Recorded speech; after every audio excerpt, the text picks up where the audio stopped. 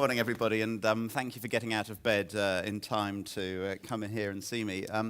If you want the slides, I know they'll be on the CCN intranet and website, but you can email me at ben.page@ipsos.com. And if you're on Twitter, I know more and more of you are, you can tweet along and say what you think.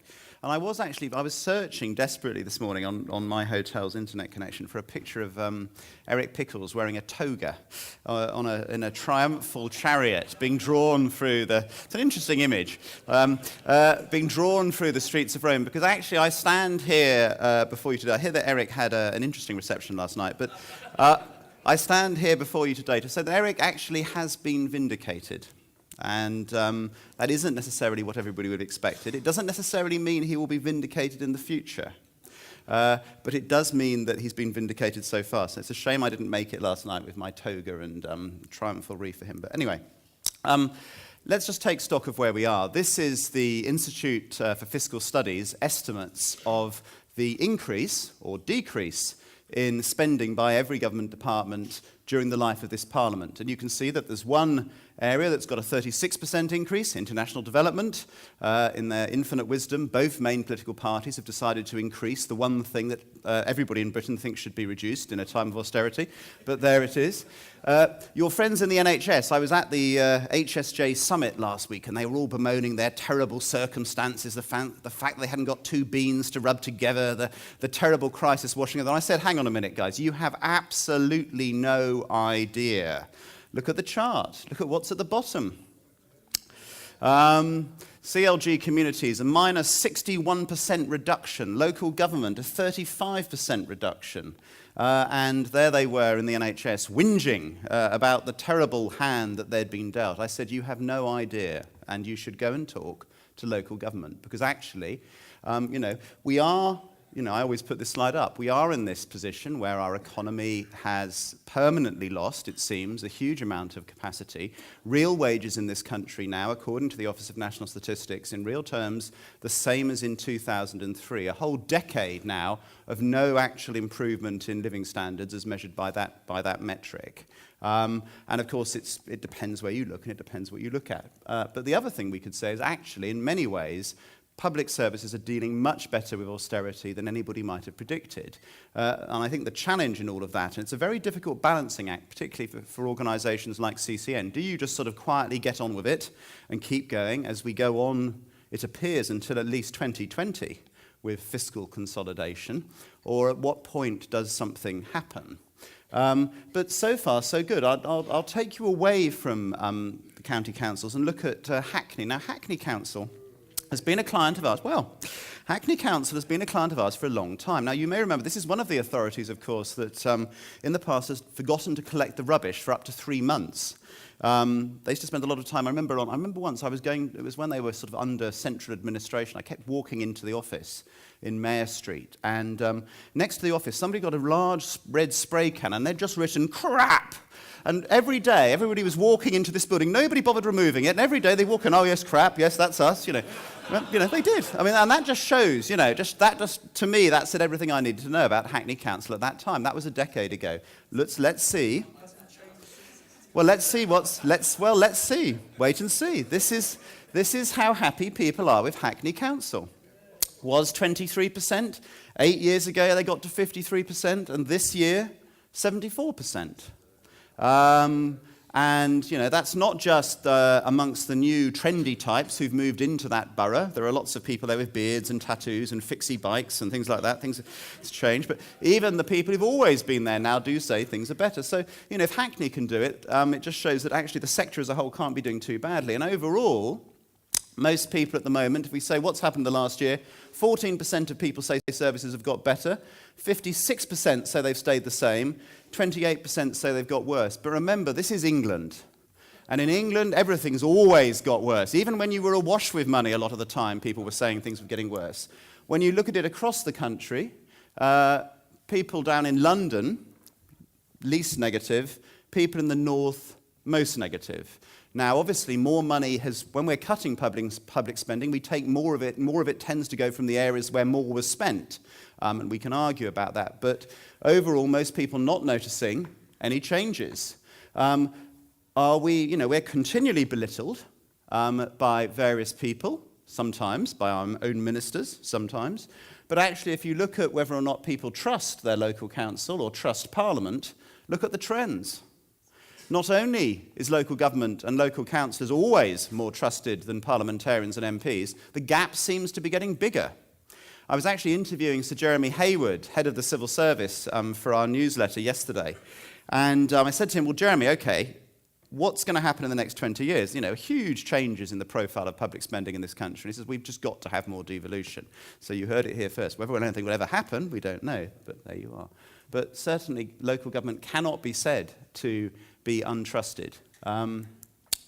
And when you look at this survey, I didn't even do this one, it's by the BBC. They asked people, what's got better or worse in the last 5 years? Generally, look at recycling, parks. There's a headline today, 75 million taken out of spending on parks and open spaces in this country.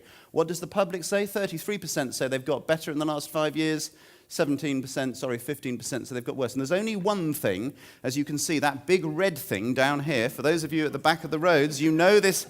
Back of the room, you know this matters, road maintenance. Now, if you're a county council, and I think there might be some of you here, this stuff does matter. And I think there's some interesting things coming down the track because, of course, some of the services, as we'll see, do have some challenges, but they're only used by very small proportions of your population. But we know that these things matter. And to have 49% saying things have got much worse must be a challenge. When we look at 53,000 people across Britain, as we did this summer on behalf of 70 authorities, including many of you, you can see most people positive about street lighting, but road condition down at the bottom of the pile. Now, the old hands in the room will know that our roads and pavements are typically the things that local government is criticised for. So, you know, should we worry? This is, again, another survey. So what's getting better? We're getting quite good at traffic reduction, safer roads, pavements, local buses. They seem to be getting better. But highway condition, as you can see, heading in the opposite direction when we're asking people to benchmark themselves against an 11-point drop in satisfaction. Now, has it always been like that? We know that, roads have never been a service like, your librarians can produce satisfaction figures of 90% or more if they're doing their jobs even half properly. But not the county engineer. That has never happened. If you can ever find a county engineer who can get 90% satisfied with the condition of the roads in your county, come and see me and I will give you £1 million. You can write it down now. And I'm going to be fine, I promise you. So this is the trend on satisfaction with road maintenance. And I think what's interesting is the middle of the chart. We did actually crack it about 7 years ago with rising satisfaction and more people positive than negative. Since then, things have got tougher and tougher. We've managed to sort of hold it flat. Dissatisfaction hasn't shot over, but most people are saying they're getting worse. So that's up to 2009, and that trend that we've got for the County Surveyor Society. So not always been like that. And the challenge, I think, is this. This is the spread in individual authorities. And what I'm showing you here is not satisfaction, but dissatisfaction. And I will not ask my good friends at Buckinghamshire and Gloucestershire to put their hands up, but you are up towards the gold ones on this chart are counties. You're up towards the top. But this is a challenge. This is a real challenge because given some of the choices you face. Because if we put aside the condition of the roads and we then look at the views of users of public services, again, leisure centres, schools and colleges, more people saying they're getting better rather than worse. Look at the bottom of the chart. Care for the elderly, hospitals. Who got booed at the Paralympics? George Osborne. Olympics were a huge success in 2012, but George got booed. Why? Lots of disabled people have noticed austerity. These are only minorities of the population, but of course the elderly do vote, and they have people like me looking after them. And I can tell you that social services in Lambeth are not what they should be.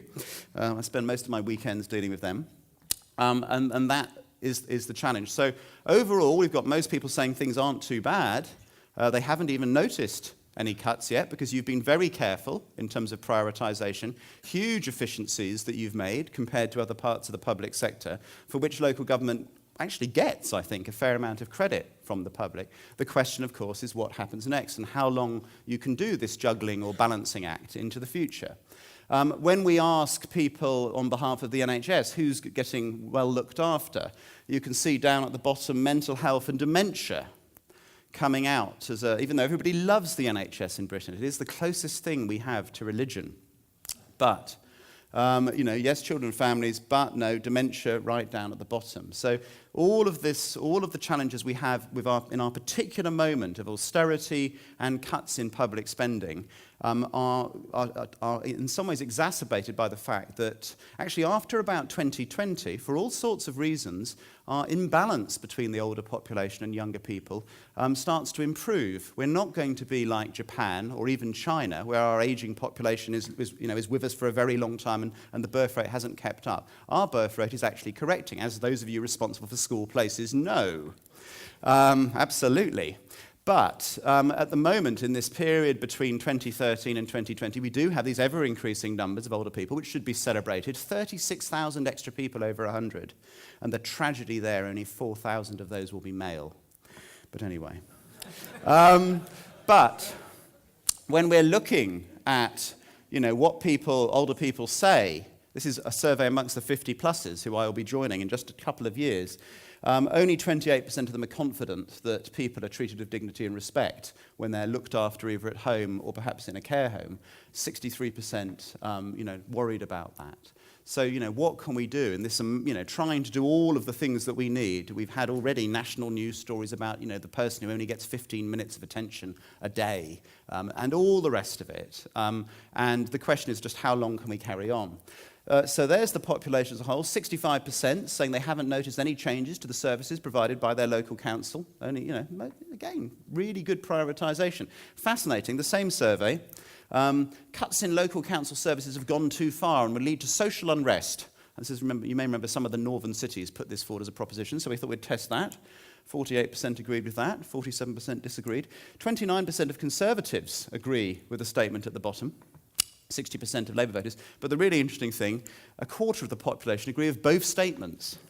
And this is a phenomenon known as yay-saying, which is the tendency of the British public in the absence of knowledge to agree with anything that's put to them. So you might want to remember that one. You can usually, whatever crazy plan you come up with, you can usually get a quarter of people to go along with it. Anyway, so some real challenges. But at the moment, in August, we have 66% saying they're worried about what's going to happen in the future. In January, it was 55%. So there is this general unease, maybe misplaced. Remember, last year, everybody thought the economy was going to be going to hell in a handcart this year. It hasn't happened. And having spent years of revising our estimates of growth downwards, we're now, at the moment, revising them upwards. So, we all know that people aren't brilliant at predicting the future, but there is real anxiety out there. And interestingly, of course, who's most worried? People at the bottom of the pile, the pensioners on state incomes only, the heavy users of public services, and the people who are earning the least amount of money. So those are the people who are most concerned. Very clear pattern there. If you're not heavily dependent on public services, you're going to be rather less worried. And most people, of course, as you know and as Eric knows, are not willing to just pay a bit more money, happy to get less in order to pay off the national debt. Get out of here, my son. I would be happy to pay more council tax if it helped my local council maintain current levels of services. Get out of here. So again, one of the reasons for your sustained popularity during this period may be, of course, that rises in council tax have been, held down. Again, whether that's sensible, whether that's sustainable. Can you get that? Yeah? Okay.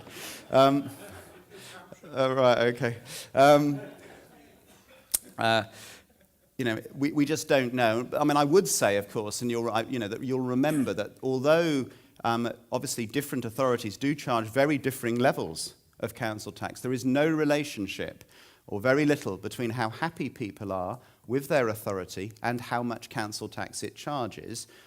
There's a very strong relationship between how much value for money people perceive they are receiving for that level of council tax and how happy they are with their authority. But at the moment, they're not, they certainly aren't voting for Christmas. A third are, and obviously you should fine them and send them a special bill. But some real challenges. And of course, we have the graph of doom. This is from Barnett, where, of course, children's services and adult social care at some point around the mid-2020s start to exceed the overall income of the authority. Actually, when I tweeted this, Age Concern Barnett, representing the pensioners, this is nonsense, Ben. We've redone all the calculations, and there will be a little bit left over for parks and street cleaning, so it will all be okay. But either way, certainly some pressures on the system.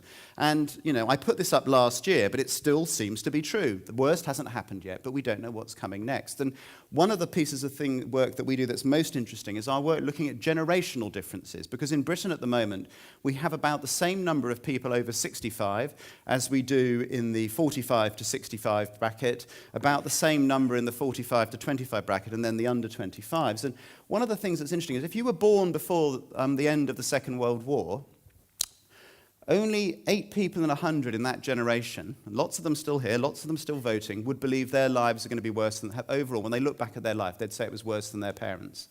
If you're my generation, and many of us in this room, the baby boomers, born between 1945 and 1965, only 14% of us would say our lives were worse than our parents.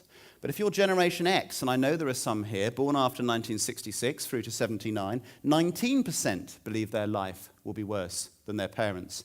And the Generation Y, is anybody in here born after 1980? There must be somebody somewhere. Hello, hi. Look. Only 20, now it goes up to 29%, and a minority believe their life will be better than their parents. And early indications are, when the post-1990 generation, is that it's even worse. We know average age of first house purchase now 40. Most people under 34 now say they expect to never be able to afford to buy a house. Now again, thank God humanity is so rubbish at predictions. They probably will when we die. But, some real challenges. Some of this is also leading to quite big differences in terms of how people see things. So if you were born before 1945, if you lived through the Second World War, that time when we really were all in it together, you can see that if you ask people, the creation of the welfare state is one of our proudest achievements. You can see people of that generation will always agree with that proposition, over 7 in 10. It doesn't change over time. If you're a baby boomer, born a bit later, you're less enthusiastic. Generation X, less enthusiastic still. And Generation Y, least enthusiastic of all. And we've cut a lot of benefits for the young. They have rioted much less than they would have done in the 1970s or 1980s, all of those student demos. I spent most of my time at university, I seem to remember, going to protest about terrible cuts to student grants and things like that. This lot don't seem to bother. They're much more individualistic. And I think that, again, is a challenge. Well, in some ways, it's an opportunity. They don't have the same expectations as older people, that actually somebody else will go and do something for them. But it is a challenge. Now, then I'd like finally to talk about the other thing, of course, that you're looking after now, just to add to your responsibilities, and that's making sure that we all live longer. We've asked people what would make them happier. And you can see that when you're young, doubling your income is very, very popular. But as you get older, for every year, having more money declines in importance. And instead, something else rises. It crosses over in your 40s. So you're now responsible for, public health, making people feel better. And let's have a look at this. This is how healthy the British public is. In fact, you should almost stop bothering to ask this question, because they clearly always answer it in exactly the same way. My health's absolutely fine. You can find people who can sort of barely walk. How's your health? Oh, not bad. Mustn't grumble. But of course, as we know so often, the public are not always right. Let's just look at some of the data about how much we weigh. This is obesity levels in Britain. The Japanese there, pretty flat, all that fish. The British trying to catch up with the Americans. The interesting thing about obesity is that we're getting bigger, and so are our pets. There's actually a direct correlation between if you eat a bit more, Fido looks at you and says, "Oh, well, I'll nip back down and have another portion." It's absolutely true. It's absolutely true. But anyway, the fact is that we may think our health is great, but we're getting bigger and bigger. This is how much alcohol we drink. This is the end of the Second World War there. Look at that. And you know, of course, who is now most at risk from overdoing it on the booze? Middle-aged and middle-class pensioners. It's us, actually. It's those glasses of wine we had last night, and at the next dinner, and then we meet somebody for lunch, we have another glass. Before you know it, you've had quite a lot. So we asked people, do you know what the big problems are? And they correctly identify cancer, obesity, which obviously leads to things like diabetes, alcohol abuse, heart disease, age-related illness, all of those things. They can say they're all big issues. So we said, okay, well, what could we do about that? What would make people better? We asked them to choose from a list. And first of all, we said, well, what's making this happen? So people say it's how we choose to live. 79% say it's their lifestyle. It's not their genes or the fact that they're poor, or it's not the NHS's fault. They're probably wrong on having a university degree. Generally, the more university degrees you can buy on the internet, the happier you will be, and actually the longer you'll live. I mean, just having real ones is even better, but it's a definite correlation with human happiness. But lifestyle, very important. And so we said, okay, which of these would make you healthier? And of course, well, just make the leisure centres free and I'll be soon in there, Just like in my hotel, I saw a lovely gym and it was free, and of course I immediately shot in there and used it. But anyway, there we go. Healthy, lower price. No, there are, and of course there are some places where it's hard to get decent food cheaply and, etc. Better sports and leisure, more time, being told to by my doctor, and as we'll see, asking is quite important. But, generally, booze and smoking, rather further down the list. So, thinking about that. And I think this is the challenge. How do we use all of the levers at our disposal? Because the Treasury, and very often quite rational clinicians in the NHS, tend to think that human beings work like this. When we make a choice about how we're going to live our lives or how much money we'll need for retirement, we gather all the pertinent information. We then process that. So if I eat 15 portions of chips and 20 pints of lager, I will probably damage my health, yes. But then we calculate optimal choice, as an economist calls. In other words, we've got that perfect combination of circumstances just for us. Now, the evidence, one of the great things about economists is that they've clocked that humanity isn't quite like this. And for the last 30 years or so, they've been more interested in some of these things. The fact that we actually don't use all the data. We have something called a bias called the availability heuristic. We just grab any convenient facts and use those. We're pretty rubbish at actually processing facts, and we're rubbish at maths anyway. So in fact, rather than looking like this person at the top, we tend to mentally look a bit more like this. And we just need to acknowledge this because there's some big challenges. This is from the FT a couple of weeks ago. Here, the Payments Council has spent millions of our money, millions of pounds, trying to persuade people to switch their bank account from one bank to another. They've made it easier. They've promised to do it in 7 days. They spent years planning this beautiful advertising campaign, and having run it and spent all that money, they got an extra 9,000 people out of 63 million to change their bank accounts. It didn't work. Just have a look at this, 5 a day. The Japanese, the Americans, the British, the Spanish, we've all worked out that the optimum number of bits of fruit and veg you need to stay healthy is about 5 a day. And because we're rational, we tell you so. We're sensible people in local government. Just tell you, eat those 5 portions of fruit and veg. So let's look at what happened. First of all, we've got the number of people who know that they should eat 5 portions of fruit and veg over the last 4 years, up from 68% to 78%. So more people know they should eat 5 portions of fruit and veg. And then let's look at what they say they actually consumed. It's fallen by 6%. So more likely to say they know they should do it, less likely to do it. And that shows some of the limits of rational communication. And what we need to think about is what we would say behavior changes. You haven't got much money anymore. Still a few billions, but money is tight. And if we can persuade people to do things better, this is Schiphol Airport. Just by sticking a little plastic fly on there, you can reduce your cleaning times by 80%. Very small changes that we might think about. So if you haven't, you'll have heard of nudge, but these 2 Nobel Prize winners, can we change what they call the choice architecture, the way people decide to do things or the choices they make that alters their behavior in a predictable, not a crazy way? And I think this is worth thinking about, because if we want people to look after themselves a bit more, if we want them to be more pro-social, if we want them to go and look after their old parents rather than thinking you'll do it, then we might need to use a mixture of things. Any one channel, simply telling people to go and do something, doesn't always work. But of course we know that people aren't completely rational. We need to inform, we need to enable, we need to incentivize, and we can do a bit of enforcement, and you do enforcement all the time. Obviously better not to have to, but it can work. But of course we can also use our influence and understand that human beings are irrational and we can help them make better decisions. And in my field of work, one of the things that I found most compelling in the last decade or so is our better and better understanding of human thinking processes, cognition, and our natural biases in terms of the decisions we make.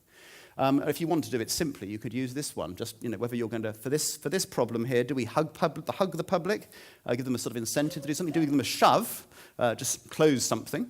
All over the country, we're shutting one-stop shops and contact centres and putting services onto digital. The public are not complaining. Do we just give them a little gentle nudge in the right direction, or do we smack them? But look at this. If you ask people how many African countries belong to the UN, you show them a roulette wheel. It has nothing to do with the question. Nothing to do with the question. But if you put 10 on the roulette wheel, they guess that 25% of people are of those countries in the UN. If you put 65 on the roulette wheel before you ask the question, 45%. So when you're going to argue for your cabinet portfolio for more money with the county treasurer, I suggest that you wear a T-shirt saying 10 billion pounds, because the evidence would be that if you did that, you might get a bit more money. And this is called the anchoring bias. Let me show it to you. It's this where we are swayed by facts that can often be irrelevant. This is quite an interesting one. We're saying to people here, you're very ill. You're going to need an operation. Most people who have this operation are alive 5 years later. 90% of them live for another 5 years at least. The other half of the sample, we tried it the other way around. When we give you this operation, there's about a 1 in 10 chance that you may die, but it's not too bad. So with the first one, 56% say, yeah, I'm very likely to take that option and have the operation. The other lot,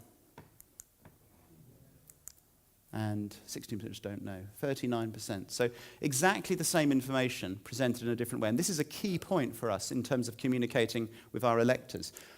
Try to avoid talking about negatives. Very good when you're in opposition, how terrible everything is, but if you're in charge, always focus on the positive. If you're closing anything or reconfiguring anything, always talk about gain before loss, what the new thing is, because negatives have a unique attraction to us. And this is this bias called anchoring. We're completely swayed by data presented to us, even if it's completely irrelevant. But there are, the Danes, much happier than us, the happiest people in Europe. They don't try and tell their public to eat 5 a day. They know they won't do that, so they go for 6. And for some of your kids, you should be running 10 a day campaigns. Have you had your 10 a day? You must be joking. I've done 5. Oh, well, that's probably all right then. We'll let you off. So, I'm dead serious. The anchoring bias.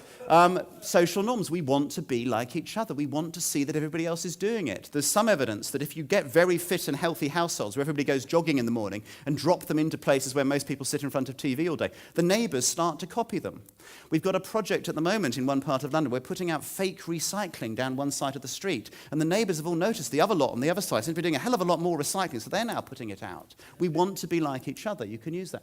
Reciprocity. One thing is asking can always help, but asking with passion makes a big difference. And if you can't get people to suddenly eat loads of vegetables, try and get them to eat just perhaps, a little portion of broccoli. It's a bit like electoral campaigning. And again, I suggest you try this practically, those of you who are out knocking on doors. When you go around there, you want to put a little sticker, you give them a big poster saying, will you put this poster in your window saying vote Conservative with a picture of the candidate or whatever? Some of them will obviously not want to. So what you should do at this point is have a small sticker, a very small sticker that says, please vote Conservative, like this. And you say, okay, well, I understand that. What about this one? Oh, yeah, I'll do that one. And the evidence is that if you do that, next year you go back with a big poster, half of them will now say yes. So you'll get a bigger commitment if you can get a small one to start with. And overall, there are all of these biases in terms of how we make decisions. Hyperbolic discounting, the general public's terrible tendency to undervalue share options, pensions, and things like that. They just don't, the distant rewards have much less meaning, even when they're very valuable, than immediate return. Probability misassessment, our rubbishness at calculating probabilities. A friend of mine in America, a guy called Nate Silver, predicted accurately the outcome of the American elections in every single state. But he was attacked viciously on Fox News for saying there was an 80% probability that Obama would win a year in advance. And they're saying, how on earth can a statistician say this a year in advance, etc. And of course, he wasn't saying it. He was saying there was an 80% likelihood. But that means if I told you there was 1 in 5 chance that if you leave this room, somebody will cut your head off, you probably wouldn't leave the room, right? But people were reading that 80% as a dead certainty because we're not good at probability assessment. And so we can do very simple things, and these are examples from the Cabinet Office, just to make things better. This is redesigning prescription forms. We know that doctors' writing is appalling. There's the previous form. Halved the number of errors in prescribing and saved millions of pounds just by making it a bit easier to fill in. Getting people to pay their taxes. On the left is a control group, and then these different types of letters. What they're saying is most people have now paid in this country it goes up from 67% to 73%. Send another letter saying most people who live in W92HD, my postcode, have now paid. It goes up a bit further. And interestingly, if you say your town, most people in Chester have now paid. It works best of all. So just looking at those letters that you send the public all the time and making some small tweaks can lead to massive changes. Look at this one. Getting DVL, people who don't pay their driving license fees. First of all, they send you a letter that says, pay it or we'll find you and destroy your car. 11% comply. Then we try a new letter, which appeals to more of their responsibility, etc. It doubles to 22%. Then we try the new letter with a picture of their car. It goes up to 33%. Or try this one. This is quite fun. Loft insulation. We want people to insulate their homes so they stay warm and deal with the terrible bills from the energy providers. So here in the control group, we get about one. That's the control group, so it's no change, obviously, it's the control. Then we tried a group discount. So if you all get together in this street and apply to have your lofts insulated, we'll come in, we'll do you all together, and we'll save you a lot of money. How about that? Hardly any difference. So how about this? How about if you all get together in your street, and we'll come and do your lofts, and what we'll do, we'll also take all the junk out of your lofts that you've been putting up there and trying to forget about. We'll clear it all out, sell it on eBay for you, and then we'll put the insulation in. Yay.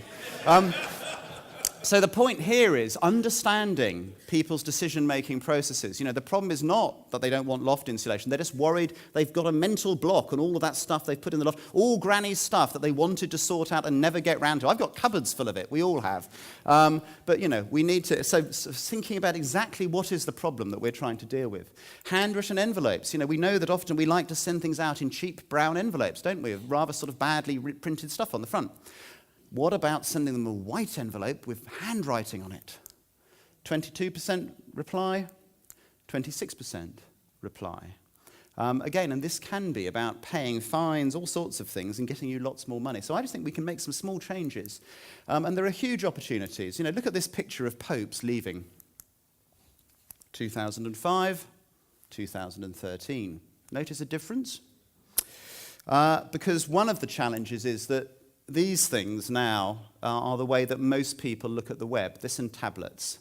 Now, it's absolutely true that working class and older people make much less use of these things, but nevertheless, they're here. And of course, how do you get your services onto that thing?